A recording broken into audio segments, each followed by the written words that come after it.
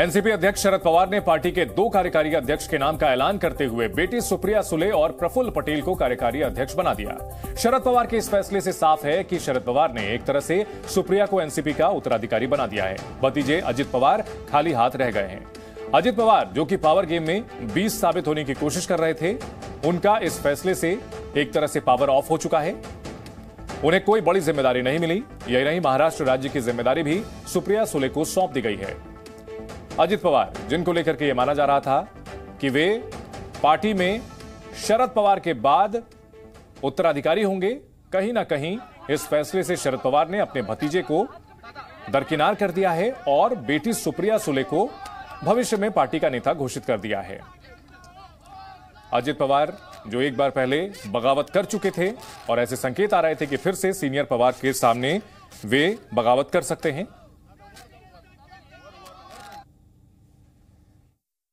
प्रफुल्ल पटेल, आज उनके सामने हम राष्ट्रवादी कांग्रेस पार्टी के वर्किंग प्रेसिडेंट की जिम्मेदारी उनके कंधे पर दे रहे हैं और साथ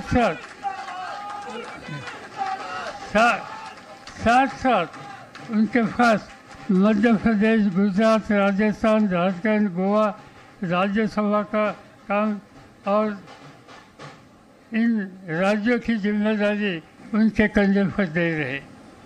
दूसरी जिम्मेदारी सुप्रिया सुले, पार्लियामेंट के सदस्य, उनको भी हम वर्किंग प्रेसिडेंट का अनाउंसमेंट करते हैं और उनके साथ महाराष्ट्र, हरियाणा, पंजाब, महिला, युवती एंड लोकसभा का कोऑर्डिनेशन, ये काम उनके ऊपर रखते हैं। चलिए आपको सुनाते हैं इस ऐलान के बाद सुप्रिया सुले ने क्या कहा। आदरणीय पवार साहब के नाम से आज मेरे व्हाट्सएप पे ये मैसेज आया है। उनको एक धमकी दी गई है, एक वेबसाइट से दी गई है और वैसी ही धमकी और भी। तो सुप्रिया सुले को कमान सौंपी गई है। सुप्रिया सुले अब एनसीपी में फ्यूचर की लीडर होंगी और उनका साथ देने के लिए कहीं ना कहीं जिस तरह से अब प्रफुल्ल पटेल को भी कार्यकारी अध्यक्ष बनाया गया है और शरद पवार के इस ऐलान के बाद उनके भतीजे अजित पवार का बयान भी सामने आया। अजित पवार ने ट्वीट कर लिखा, राष्ट्रवादी कांग्रेस पार्टी की 24वीं वर्षगांठ पर सांसद प्रफुल्ल भाई पटेल और सांसद सुप्रिया ताई सुले को माननीय शरद चंद्र पवार के मार्गदर्शन में पार्टी के कार्यकारी अध्यक्ष के रूप में चुना गया। साथ ही सांसद प्रफुल्ल पटेल, सांसद सुप्रिया ताई सुले, सांसद सुनील तटकरे, डॉक्टर योगानंद शास्त्री, के शर्मा, पीपी मोहम्मद फैसल, नरेंद्र वर्मा, जितेंद्र अवध, एसआर, सहयोगी कोहली, नसीम सिद्दीकी को पार्टी के भीतर कई महत्वपूर्ण जिम्मेदारियां दी गई हैं। इन सभी को बधाई। विश्वास है कि माननीय महोदय द्वारा दी गई जिम्मेदारी को सभी साथी सफलतापूर्वक पूरा करेंगे। अब आपको सुनाते हैं एनसीपी नेता छगन भुजबल ने इस ऐलान के बाद क्या कहा है। सर, क्या कहना चाहेंगे? सर, तुमसे पहली प्रतिक्रिया। देखिए, 2 वर्किंग प्रेसिडेंट बनाए गए ताकि किसी के पास राज्यसभा, किसी के पास लोकसभा, किसी के पास कुछ स्टेट्स, राज्य जो है उनका काम, दूसरे के पास और दूसरे राज्यों का काम दिया है। फ्रंटल ऑर्गेनाइजेशन, किसी के पास कुछ फ्रंटल ऑर्गेनाइजेशन बांट दिया गया है काम, ताकि उनके ऊपर और जिम्मेदारी उनके कंधे के ऊपर डाल दी है। और पूरे देश भर में अब इलेक्शन बहुत नजदीक आ रहे हैं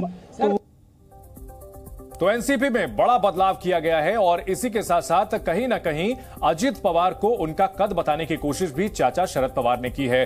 क्या बड़े बदलाव हैं? 2 कार्यकारी अध्यक्ष बनाए गए हैं, सुप्रिया सुले और प्रफुल्ल पटेल। प्रफुल्ल पटेल जो कि वफादार माने जाते हैं शरद पवार के। सुप्रिया सुले एनसीपी की कार्यकारी अध्यक्ष बनाई गई हैं और जो कि शरद पवार की बेटी हैं। सुप्रिया सुले को 3 राज्यों की जिम्मेदारी दी गई है, जिसमें महाराष्ट्र जो सबसे अहम राज्य है वो भी है।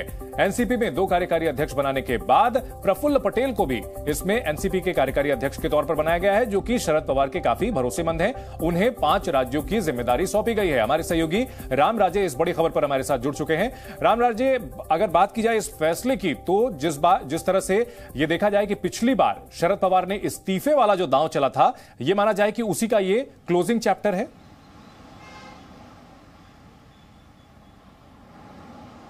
बिल्कुल, ये इस्तीफे का दाव जो था वो 2 मई को चला था और 1 महीने के बाद में फिर से मतलब कि उस घटना का जो है परिणाम दिखाई दे रहा है।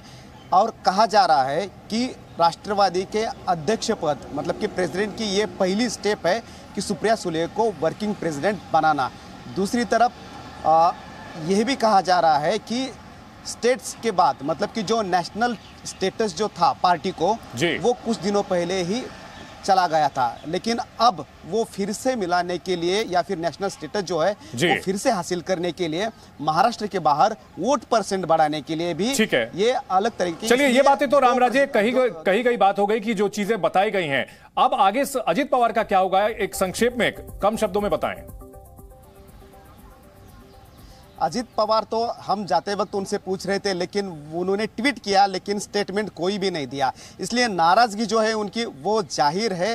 जब अनाउंसमेंट हो रही थी तब भी अजित पवार सर अपना नीचे कर एक बोतल के साथ खेल रहे थे, तो इसलिए वो असहज थे स्पष्टपणे।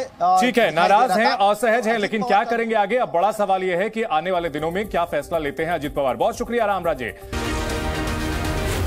Z News।